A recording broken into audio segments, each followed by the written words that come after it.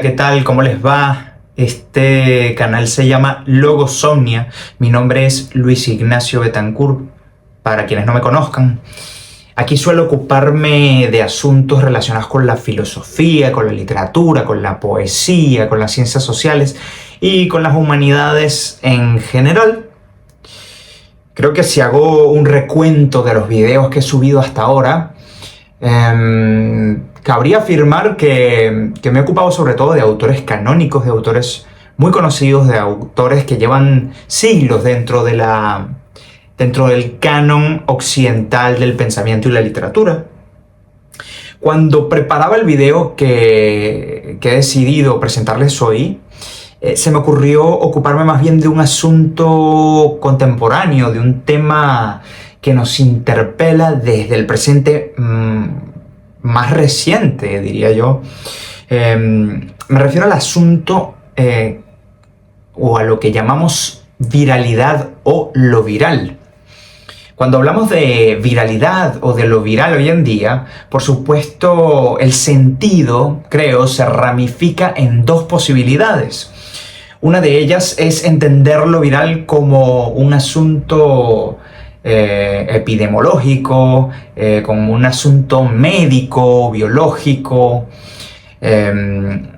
Hace relativamente poco atravesamos como humanidad una experiencia terrible, la experiencia de la pandemia del COVID. Ese momento histórico obviamente nos hizo hacernos plenamente conscientes de que el asunto de lo viral tenía que ver sobre todo con la conservación de la especie, con el cuidado de nuestras vidas, con la importancia de la medicina, etc.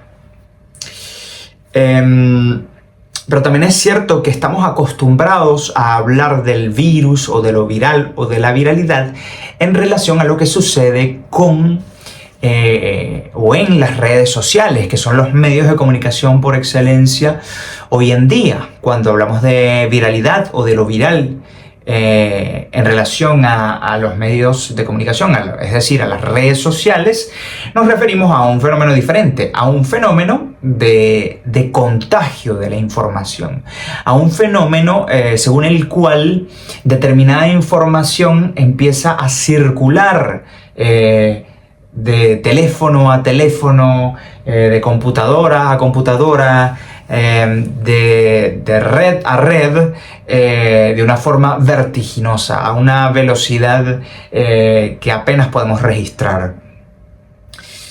Si bien es cierto que el asunto de lo viral o de la viralidad se ramifica en estas dos posibilidades que parecen disímiles y distantes la una de la otra, lo cierto es también que hay existe un punto en el cual ambos puntos de vista acerca de la viralidad convergen.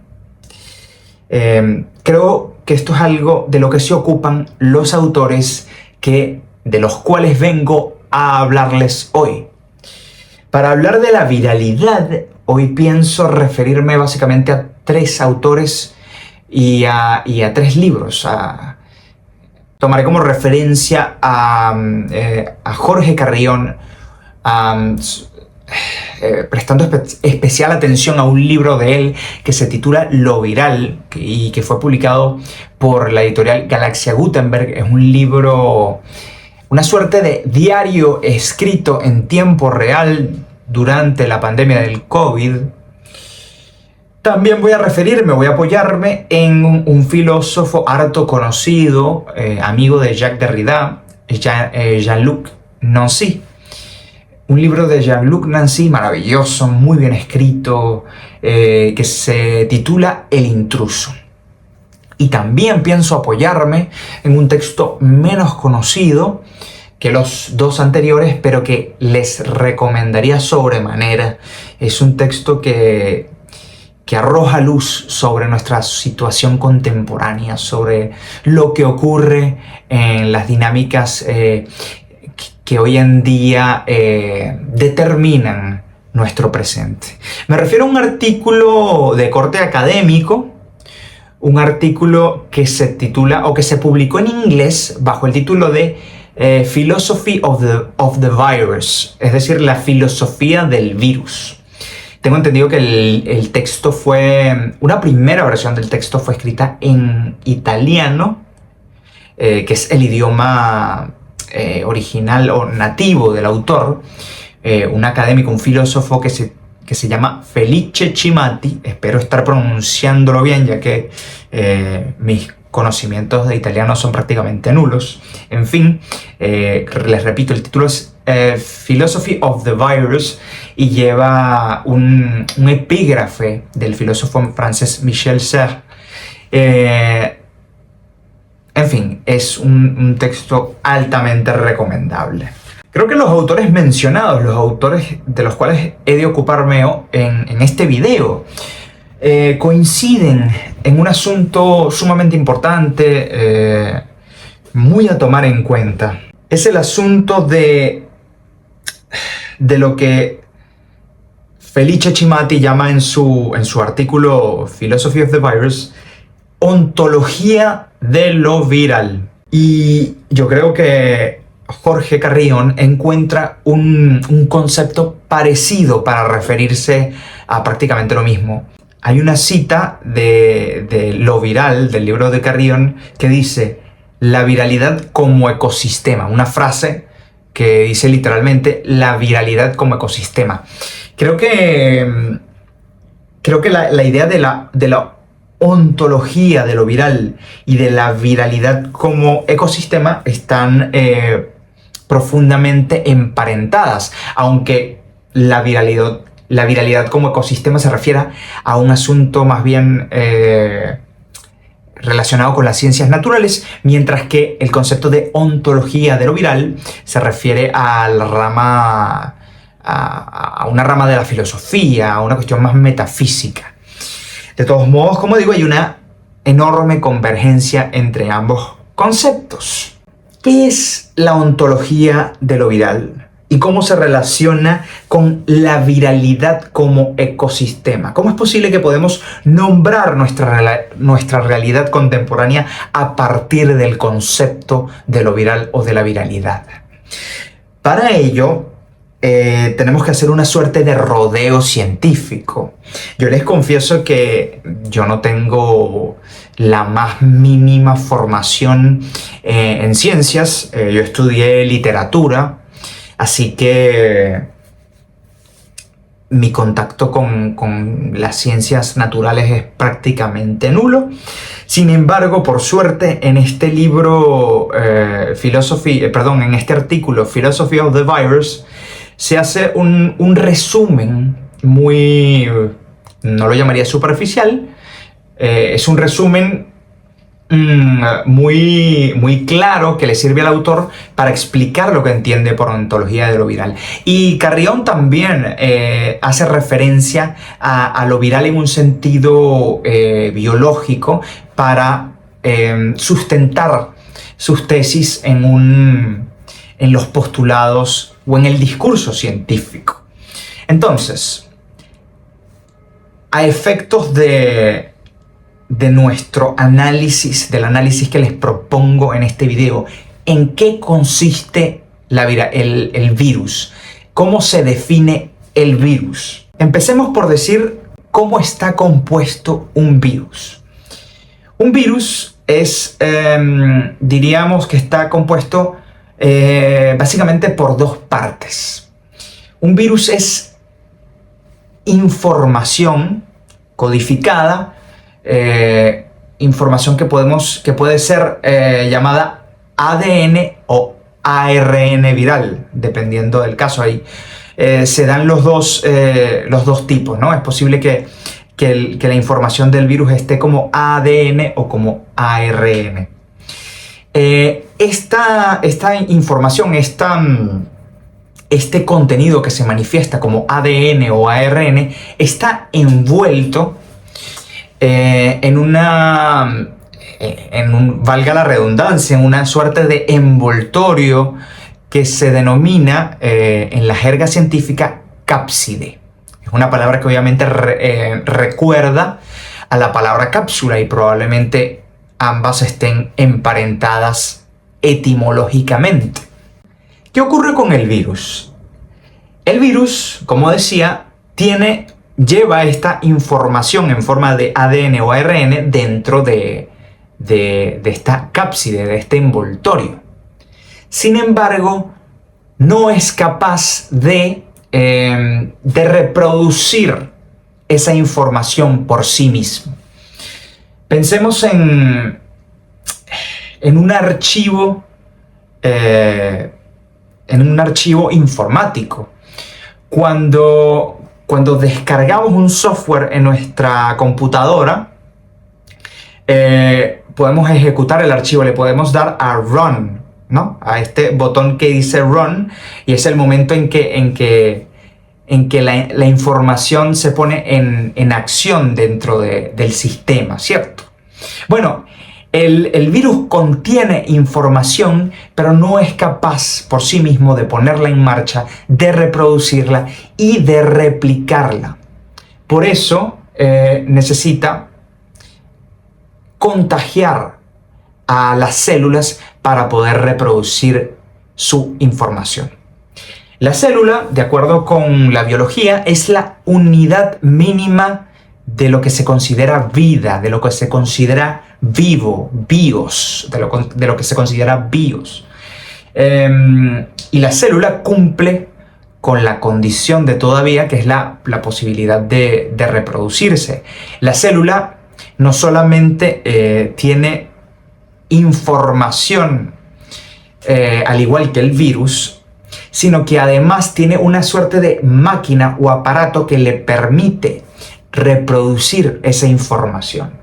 Como el virus carece de ese aparato utilizado para replicar o reproducir la información, contagia a la célula y utiliza el aparato de reproducción de la célula para replicar su propia información.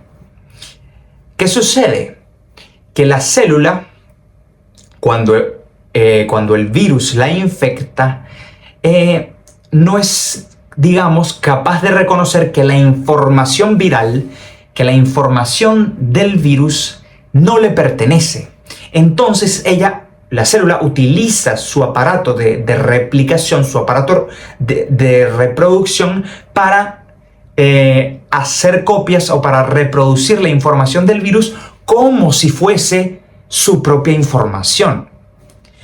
Por supuesto, nada de esto ocurre voluntariamente, ¿ok? Estos son procesos completamente impersonales, intransitivos, ¿no? El virus no tiene la intención de infectar una célula, no tiene la conciencia que le permita elegir infectar una célula. Es algo que sencillamente ocurre, como ocurre cualquier otro proceso impersonal de la naturaleza.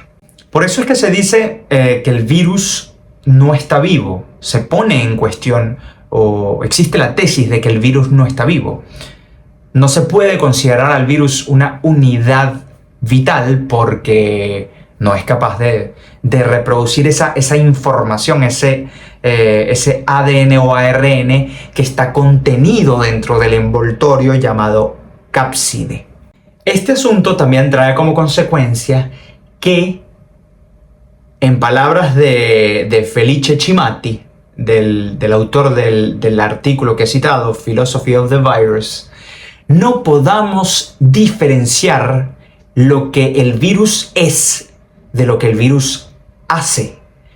No podemos diferenciar la definición o el concepto de virus de el proceso que pone en marcha un virus mediante el contagio. Esto nos pone frente a, o nos hace cuestionarnos la ontología, es decir, la forma de concebir el ser que hemos heredado de Occidente a lo largo de tantos años, de tantos siglos. De acuerdo con nuestra ontología tradicional y de acuerdo con la ontología que hemos puesto en práctica incluso durante la modernidad y hasta hoy en día, la realidad está compuesta de, digamos, de unidades, de entidades atomizadas, de individuos que se ponen en relación, ¿ok? Y cuando digo individuos no me refiero nada más a un individuo humano, me refiero a individuo en el sentido amplio del término, digamos, en un organismo que está aislado en sí mismo, que está contenido en sí mismo. No podemos concebir el virus sencillamente como algo aislado del proceso de contagio. El virus no es una unidad aislada. El virus solo es en tanto que se pone en marcha el proceso de contagio. Entonces, el virus es más un proceso que una unidad, que un concepto inmóvil, que un individuo. Pone en cuestión nuestras categorías, pone en cuestión nuestra ontología. Nos resulta insuficiente seguir entendiendo la realidad como un conjunto de unidades individuales, aisladas.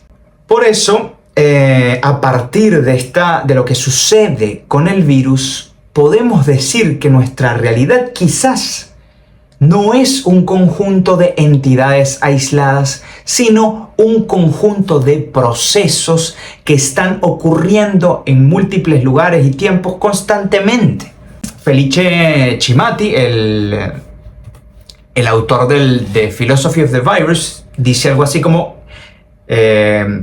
como digo, el artículo está en inglés y por lo tanto he tenido que traducirlo irresponsablemente al castellano. Espero que haya hecho una interpretación correcta. En fin, Felice Cimati dice algo así como: el mundo no está hecho de entidades aisladas que se relacionan entre sí.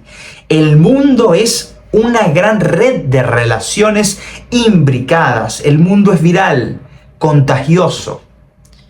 ¿Y qué dice Carrión? Comparemos lo que dicen ambos autores. Carrión dice: lo que importa son las masas y las instituciones, no los individuos. Las cadenas de contagio, los estados, las estructuras de control y de poder, no las personas. Me llama mucho la atención que Carrión señale que los individuos no son tan importantes como las cadenas de contagio, pues él está aludiendo a lo mismo a lo cual alude Felice Cimati, es decir, está otorgándole más importancia a los procesos de contagio que a los individuos aislados. Por eso,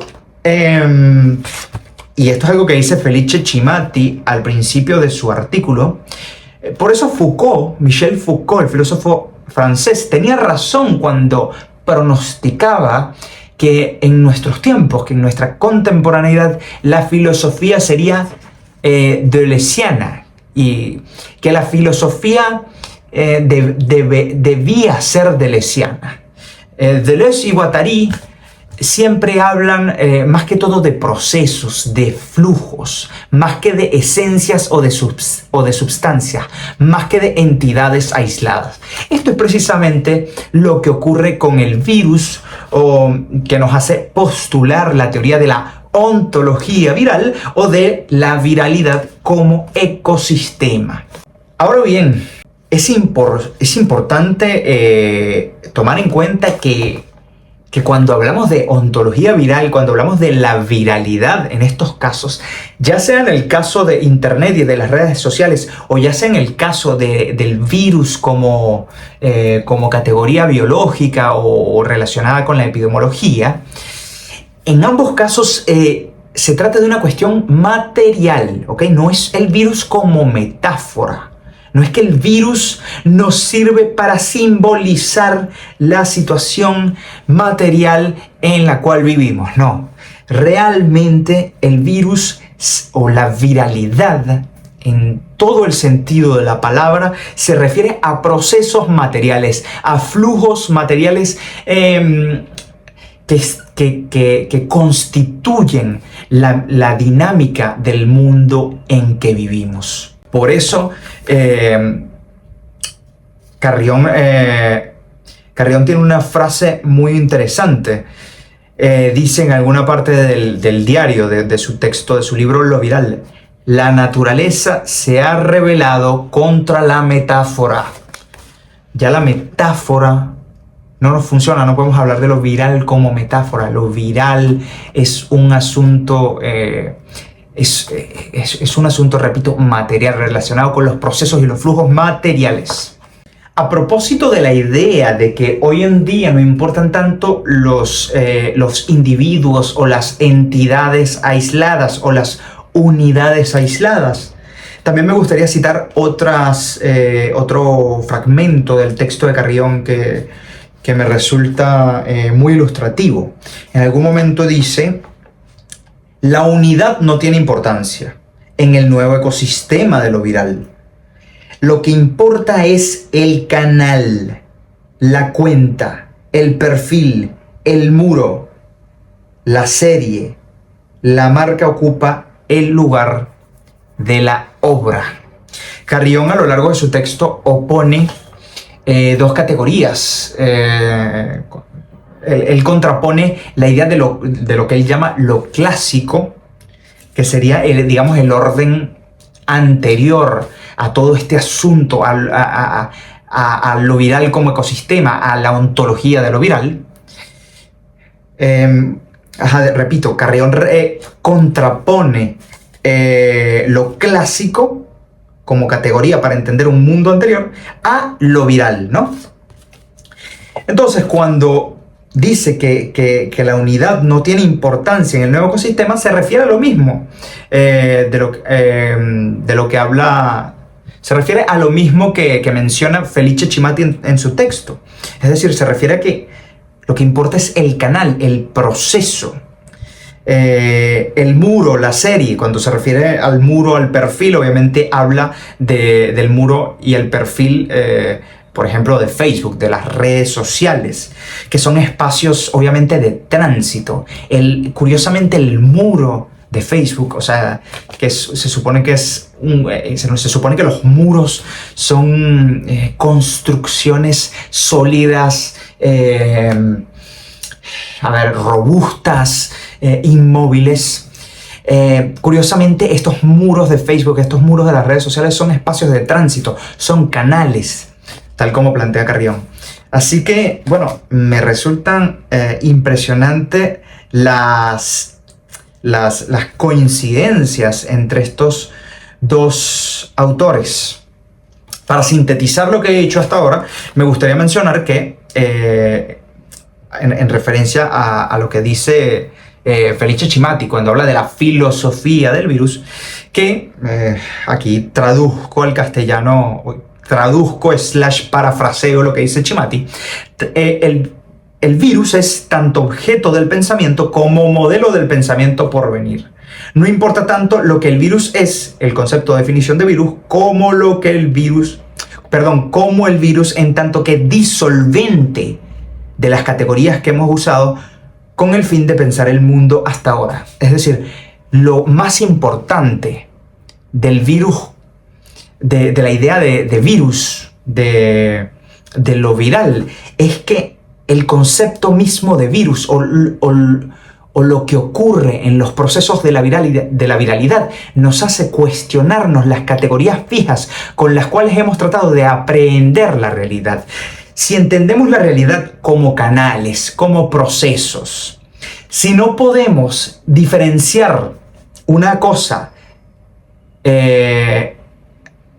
si no podemos diferenciar entre lo que una cosa es y lo que una cosa hace, si no podemos diferenciar entre lo que un virus es y lo que un virus hace, entonces estamos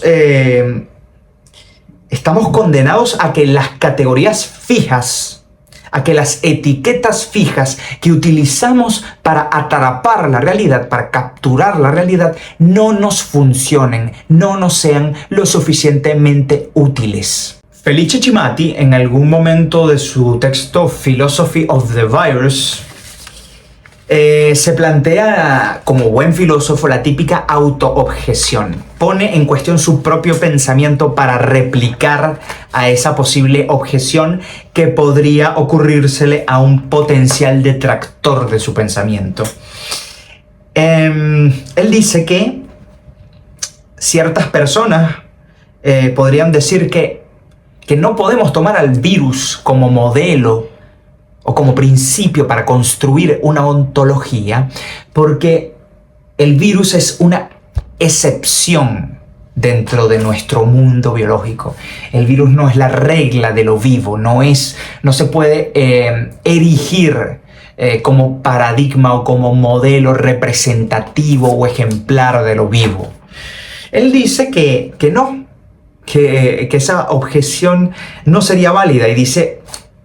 Vuelvo a parafrasear y a traducir lo que dice él. Él dice algo así como: en realidad, el virus no es la excepción, sino el ejemplo más flagrante acerca de cómo funciona la vida.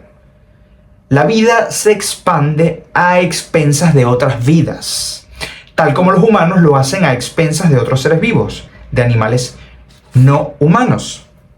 Es decir, el hecho de que el virus sea sobre todo el proceso de contagio nos hace pensar que el resto de los organismos vivos también viven en función del contagio, entendiendo por contagio vivir a expensas de otras vidas. Al fin y al cabo, no sé, los depredadores consumen a otros animales de otras especies para poder obtener energía. Esa sería una forma de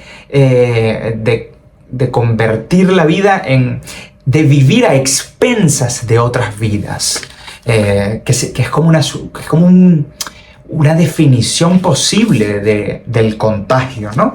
Entonces, si pensamos que no podemos distinguir o diferenciar entre lo que el virus es, entre la definición de virus, y lo que el virus hace, y el virus como proceso, esto nos lleva, por supuesto, a poner en cuestión unas de las categorías epistemológicas, una de las categorías filosóficas más importantes a partir de las cuales hemos construido nuestro pensamiento a lo largo de la historia del pensamiento occidental.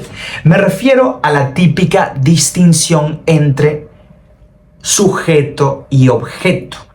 En la relación clásica tradicional que se establece entre sujeto y objeto, obviamente hay un agente, un elemento agente, un elemento que lleva a cabo una acción, y un elemento que padece la acción. El agente o el elemento que lleva a cabo la acción obviamente es el sujeto, ¿no?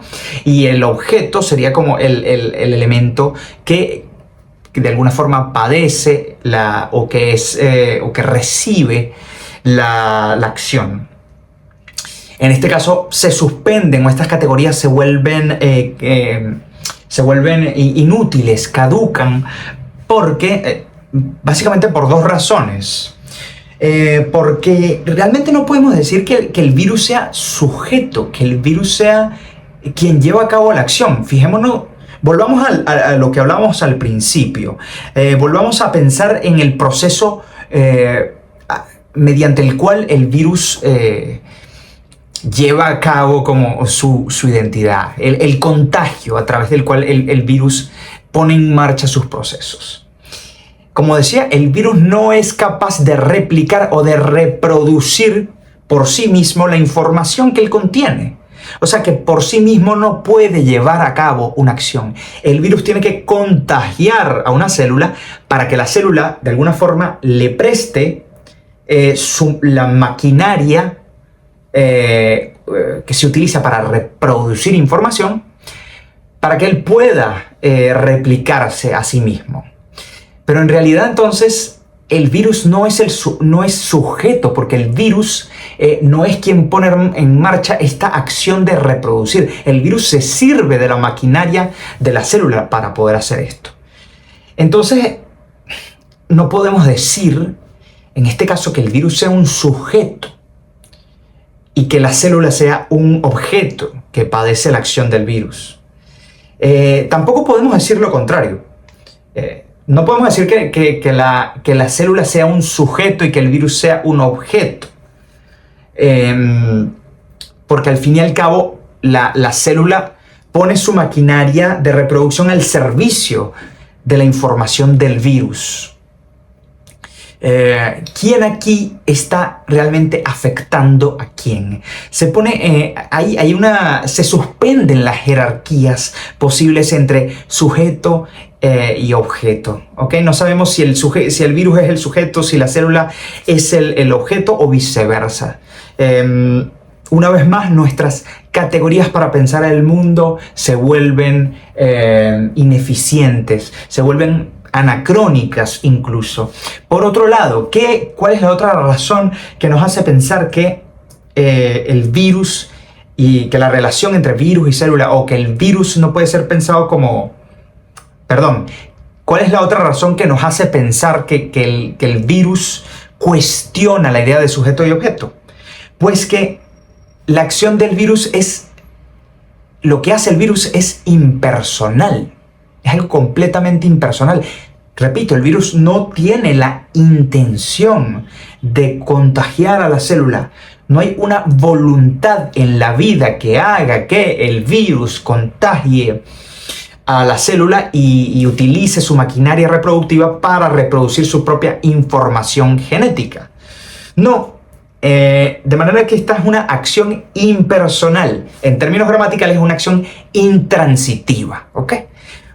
Recordemos que la intransitividad tiene que ver con las acciones que no tienen objeto, ¿cierto? Ya que he vuelto a mencionar el hecho de que el proceso viral de contagio es algo impersonal, que pone en cuestión nuestras categorías de sujeto y objeto, me gustaría citar una frase del libro de Jorge Carrión, que me parece ilustrativa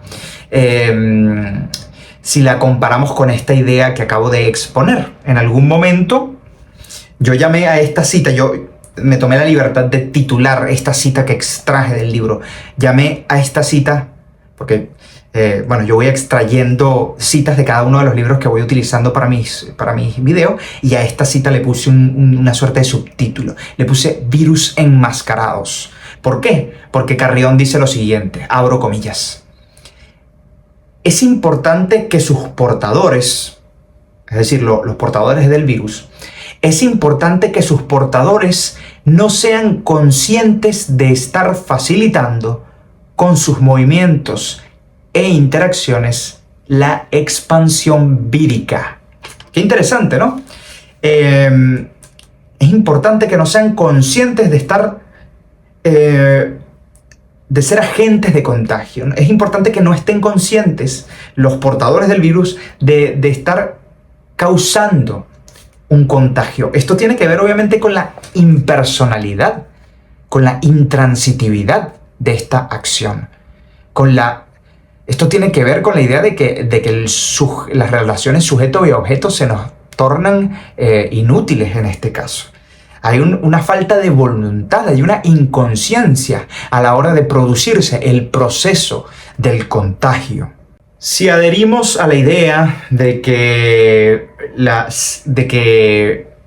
tomar al virus como modelo de lo vital nos lleva a que colapse la distinción entre sujeto y objeto, podemos pensar en otras dicotomías o en otros dualismos que colapsan a la hora de pensar en un ecosistema de lo viral o en una ontología de lo viral. Pienso en algo de lo que habla Jorge Carrión en su diario en tiempo real. Él está el yo narrativo de la obra está constantemente registrando lo que sucede, lo que observa a su alrededor en medio de la pandemia. Y en algún momento habla de los balcones, ¿no? De los balcones como espacios liminales, como umbrales, ¿cierto? Todos recordamos el momento en que a cierta hora del día, creo que era el final de la tarde, las personas salían a sus balcones a aplaudir masivamente en agradecimiento a los médicos, al personal médico que había arriesgado su vida para curar a los enfermos de COVID. Esto, por supuesto, es como esta acción colectiva daba una sensación de lo que Benedict Anderson llama una comunidad imaginada, ¿cierto? Es una forma imaginaria de hacer vínculo, de crear una sensación de comunidad. En fin, Carrión presta mucha atención al espacio de los balcones. Dice que son como un microescenario. Dice que son un espacio o frontera entre lo privado y lo público. Aquí está la clave del asunto. El balcón como frontera entre lo privado y lo público. El balcón, que es un espacio liminal en este asunto, que es un espacio que en medio del ecosistema viral se convierte en un espacio liminal, nos hace pensar en que también han colapsado las diferencias entre lo privado y lo público, ¿no? Las redes sociales y la viralidad nos demuestran día a día que la vida privada y lo que ocurre y lo que se comparte en el ágora pública están completamente entremezclados, ¿cierto? Otro asunto o idea que la viralidad pone en cuestión, y esto lo tomo de Philosophy of the Virus de Felice Cimati, es la cuestión de la genética. Tendemos a pensar la transferencia de genes como algo que ocurre de acuerdo con una estructura arbórea, ¿no?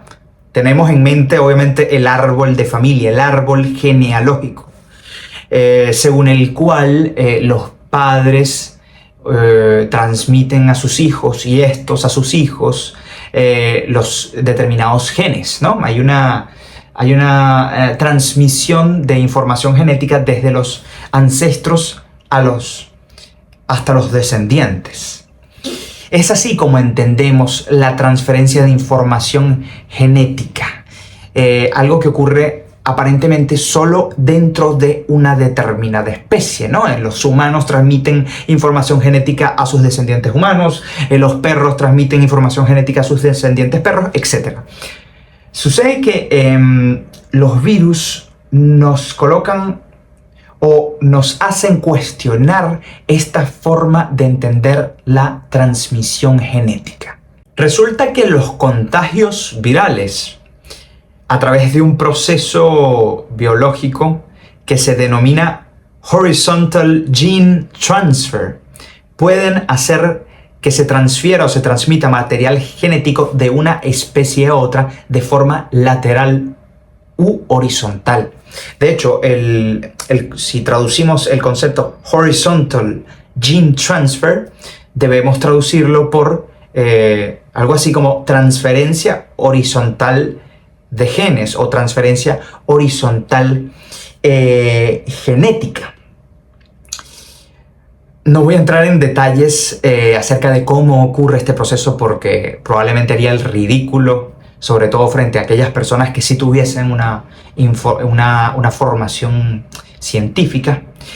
Me limito a decir que esto es algo que la ciencia ha catalogado, es un fenómeno que la ciencia ha estudiado y del cual hay evidencias irrefutables. Y utilizo este ejemplo para explicar que que la transferencia de información genética no solo se da de forma arbórea de los padres de una especie a su descendencia, sino que se da también o ocurre también entre especies de forma horizontal, merced a los contagios virales. Esto obviamente nos lleva a pensar en Deleuze y Guattari, quienes hablan quienes le dan tanta importancia al asunto del rizoma. El rizoma como una categoría opuesta a lo arbóreo, ¿no? Lo arbóreo implica una jerarquía, algo más vertical, ¿no? Es algo que va ocurriendo de arriba hacia abajo. En cambio, lo rizomático es algo que prolifera de manera lateral, tal como los contagios virales permiten que haya transferencia genética horizontal. Otro asunto importantísimo, otra idea importantísima que la viralidad o que la idea de lo viral nos hace cuestionar es todo lo que tiene que ver con la traducción. Normalmente pensamos el mundo a partir de la traducción. Pensamos que es posible trasladar un contenido o un código de un sistema a otro, ¿cierto? Bueno, el virus va contra o se revela de alguna forma, la viralidad se revela contra esta idea porque el virus, cuando lleva a cabo el proceso o cuando lleva a cabo el proceso de contagiar una célula y de hacer que la célula utilice su maquinaria de reproducción para reproducir la información genética del virus, lo que hace no es un proceso de traducción, sino por el contrario, una mezcla de códigos. ¿Por qué? Porque la célula, como decía, utiliza la maquinaria, su maquinaria de reproducción, para leer la información viral, para replicar la información viral, como si esa información viral fuese suya, como si esa información viral le perteneciese a la célula. Entonces, aquí lo que ocurre es una mezcla de códigos. Es como si, utilizando una metáfora, como si injertáramos digamos que arrancásemos la página de un determinado libro y la injertáramos dentro de otro libro, como si tomásemos la página de un libro en determinado idioma y la injertáramos dentro de un libro que estuviese en otro idioma. Eso implicaría una mezcla de códigos. O como si, imaginemos que estuviésemos escribiendo un texto literario o un poema y estuviésemos usando un registro coloquial y de repente injertáramos una frase que tuviera un registro más bien literario o elevado o perteneciente a la alta cultura. Eso implicaría una mezcla de códigos. Y esto es lo que hace el virus. El virus no traduce. El virus o la viralidad nos hace pensar en una mezcla de códigos. Para terminar de hablar de cómo la viralidad o los virus ponen en cuestión las dicotomías o los dualismos a partir de los cuales nos regimos o a partir de los cuales entendemos el mundo, me gustaría hacer referencia a un pasaje del libro de Carrión que me va a permitir hacer un puente con el siguiente tema. En algún momento dice, voy a citar el libro de Carrión, él se refiere como a las ficciones apocalípticas típicas de los ficciones apocalípticas, especialmente de zombies, ¿no? En las que de repente hay alguien por quien tenemos aprecio, ¿no? Hay alguien a quien no querríamos nunca hacer daño y de repente esa persona sufre un contagio, se convierte en un zombie o en un monstruo y por lo tanto a partir de ese momento ya no podemos ver a esa persona como aquella persona a la cual queríamos, como aquella persona por quien sentíamos aprecio. Nos corresponde en ese momento ver a esa persona como un otro absoluto, como una alteridad absoluta. Nos corresponde deshumanizar a esa persona para poder protegernos de esa persona contagiada. Él habla de ese fenómeno propio de las películas apocalípticas y de zombies. Dice lo siguiente, voy a citar el pasaje que me parece muy bueno. En esas ficciones apocalípticas, los protagonistas aprenden lentamente que la cabeza es el punto débil de los muertos vivientes, o que no pueden tener compasión de ninguno de ellos, ni siquiera de ese que 10 minutos antes era tu hermano pequeño o tu abuelita, porque ahora solamente quiere comerse tus vísceras, el muy glotón.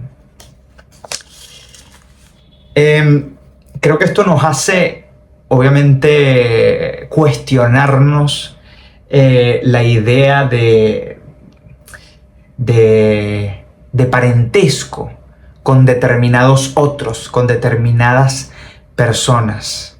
El prójimo, el hermano, el paisano, el compatriota puede convertirse en un extraño. Incluso nosotros podemos, o cada quien puede convertirse en un extraño para sí mismo. Así que esta idea nos hace cuestionarnos nuestras concepciones de la alteridad. ¿Quién es realmente un otro? ¿Quién es realmente el prójimo? Decía que este pasaje me iba a servir de puente para ir hacia otro tema del que quiero ocuparme. La idea de la extrañeza o del extrañamiento al cual nos obliga a hacer frente la viralidad o el virus. En algún momento, Carrión dice, Jorge Carrión en su libro lanza la siguiente frase: que nosotros somos el virus. Después de haberse referido al virus como un otro, en otros momentos del libro, dice en algún momento: el virus son los que viajan, es decir, las personas que en aquel momento en la pandemia podían viajar y por lo tanto transferían el virus a otros países. El virus son los ricos, porque son las personas que pueden permitirse viajar y por lo tanto son las personas que contagiaban más a los otros. Finalmente, después de haber dicho que el virus son tales y cuales personas, lanza esta frase: que nosotros somos el virus. Se reconoce que el virus es uno mismo y por lo tanto se reconoce a sí mismo como un extraño. Esta idea es muy importante y me sirve para empezar a hablar del tercer libro que tomo como referencia en mi exposición, que no he mencionado hasta ahora. Me refiero al libro del filósofo Jean-Luc Nancy, el libro que se llama nada más y nada menos que El intruso. Bueno, este libro no trata exactamente de la cuestión de lo viral, parte más bien de una experiencia de trasplante de órganos. La voz que ensaya a lo largo de estas páginas y que narra a lo largo de estas páginas, que supongo es la voz del propio Jean-Luc Nancy, pertenece a un cuerpo al cual le ha sido trasplantado el corazón de otra persona. Supongo que Jean-Luc Nancy en algún momento de su vida tuvo un problema cardíaco y tuvo que pasar por un trasplante de corazón. Entonces él habla desde un punto de vista filosófico autoficcional de la experiencia de albergar dentro de sí un corazón que le es extraño, un corazón que en principio no le pertenece. Y él habla de esta experiencia como de la experiencia de extrañarse a sí mismo, de volverse un extraño para sí mismo. Es la experiencia de que el yo se vuelva alteridad, ¿no? Entonces él habla del extranjero que es de alguna forma este corazón que está dentro de su cuerpo. Jean-Luc Nancy dice: una vez que está ahí, es decir, dentro del cuerpo. Una vez que está ahí, sigue siendo extranjero. Y mientras siga siéndolo, en lugar de simplemente naturalizarse, su llegada no cesa. Él sigue llegando y ella no deja de ser en algún aspecto una intrusión, es decir, carece de derecho y de familiaridad, del acostumbramiento. Es decir, el extraño que albergamos dentro de nosotros mismos nunca deja de ser un extraño, nunca deja de llegar, nunca cesa de llegar. En otra parte dice, el intruso está en mí y me convierto en extranjero para mí mismo. Bueno, esto entronca o mejor dicho, se relaciona con la idea de la viralidad. La idea de que una infección nunca termina. La infección de un virus. Es decir, la infección viral no termina, sino que se vuelve endémica, de acuerdo con el concepto médico. Permanece en nuestros cuerpos. Es decir, el intruso, que supuestamente es el virus, nunca deja de llegar. Así que esto nos hace cuestionar que el virus sea un extranjero. Esto nos hace pensar que el virus puede ser más bien paradigmático, puede ser el modelo de la vida, más que la excepción, más que el extraño, más que migrante. ¿Ok? En otro momento, hablando de que, volviendo al libro de Jean-Luc Nancy, en otro momento Jean-Luc Nancy habla de este corazón extraño, de este pedazo de alteridad que alberga dentro de sí, y dice lo siguiente, que es muy interesante. Lo que me cura es lo que me afecta o me infecta. Lo que me hace vivir es lo que me envejece prematuramente. Mi corazón tiene 20 años menos que yo, y el resto de mi cuerpo tiene una docena al menos más que yo. O sea, él habla de este corazón como de una suerte de fármaco, ¿no? Algo que al mismo tiempo es veneno y medicina y remedio, ¿no? Porque de acuerdo con la experiencia de muchos pacientes y de acuerdo con el discurso médico, ocurre a menudo que las personas que pasan por un trasplante de órganos, en algún estadio o etapa de la asimilación del órgano, hay una suerte de rechazo. El cuerpo que se convierte en huésped del órgano extraño desarrolla como una actitud inmunológica, hace como una respuesta inmunológica, una respuesta de rechazo a ese órgano trasplantado, ¿cierto? Entonces es como si lo que infecta, esa alteridad se convirtiese en cura. Esto se relaciona mucho con una frase del libro de Carrión, cuando Carrión en su libro habla de las vacunas, que obviamente tienen una carga viral. Él utiliza esta frase: virus para matar al virus.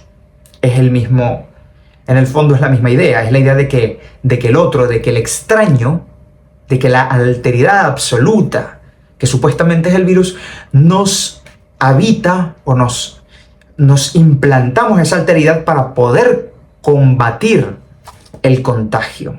Es curioso, ¿no? Esta enorme paradoja que se da tanto en el caso de Jean-Luc Nancy en referencia a la cuestión del implante de órganos, del trasplante de órganos, como también en la cuestión de lo viral o de la vacuna. Después de haber hecho esta reflexión y después de haber hecho estas conexiones entre las lecturas, creo que ha llegado la hora de cerrar, de hacer una conclusión. La conclusión, creo, nos lleva a pensar que el virus no es, tal como lo hemos pensado hasta ahora, la excepción, lo extraño, algo ajeno a la vida, algo que no podemos incluir dentro de la categoría de la vida. El virus es más bien, si pensamos sobre todo en la filosofía de Deleuze y Guattari.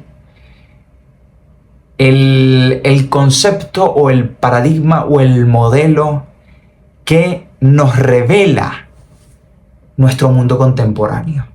Un mundo hecho de procesos, de flujos, de constantes movimientos y de identidades móviles, de fronteras porosas que no acaban por cerrar ningún territorio ni ningún cuerpo. De hecho, cabría pensar que la idea de contagio, más que ser una categoría relacionada con la biología, es una categoría proveniente de la sanidad pública. Es un concepto antropocéntrico que que resulta anacrónico hoy en día porque vivimos en un mundo que muchos llaman transhumano, posthumano. En fin, es un mundo en el que ya no reina el antropocentrismo, es un mundo en el que nos hemos hecho conscientes de la supuesta alteridad de la naturaleza. Entonces, creo que valdría la pena cerrar con esta idea, sobre todo tomando en cuenta que resulta que gran parte del genoma humano es de origen viral. Es decir, para citar nuevamente la idea de Carrión, nosotros somos el virus. El virus es el paradigma por excelencia de lo vital. Hasta aquí dejo el video de hoy. Creo que es suficiente información. Muchísimas gracias por haberme escuchado. Espero que esto los invite a leer estos 3 maravillosos textos. Evidentemente el texto de Carrión y el de Jean-Luc Nancy tienen derechos de autor. Conviene hacerse con ellos de formas legítimas sin recurrir a la piratería. Pero en cuanto al artículo de la filosofía del virus,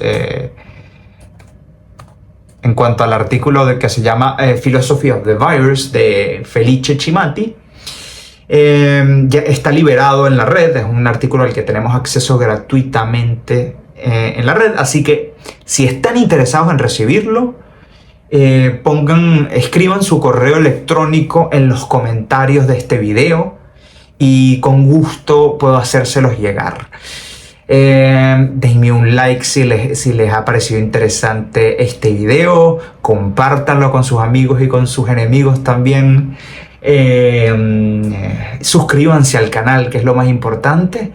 Y bueno, los espero en la próxima entrega de Logosomnia, que va a estar buenísima, se los aseguro. Chao y que estén bien.